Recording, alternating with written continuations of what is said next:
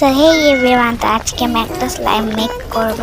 তো এই স্লাইমটার টিউটোরিয়ালটা আজকে আমি তোমাদের দিতেছি। তো ফার্স্টে এটা তোমাদের মেক করতে ক্লে লাগবে। তো আমি এখানে 3টা ক্লের প্যাকেট নিছি।